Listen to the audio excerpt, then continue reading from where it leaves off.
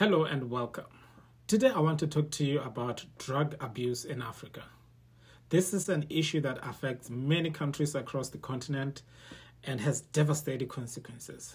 Drug abuse led to unwanted behaviors, crime and health problems. It destroys families, erodes trust and destroys communities. The truth is, we can't ignore this issue any longer. We must do something about this problem before it takes even a greater toll on our society. We can't afford to wait and hope that time will make things better. We need to take action now.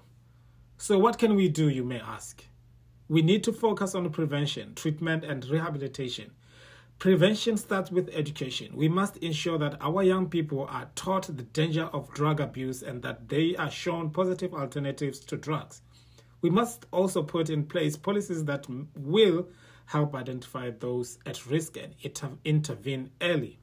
Treatment and rehabilitation must be made available for those already affected by drug abuse. We need to provide services that can help individuals regain control of their lives and rebuild their families and communities.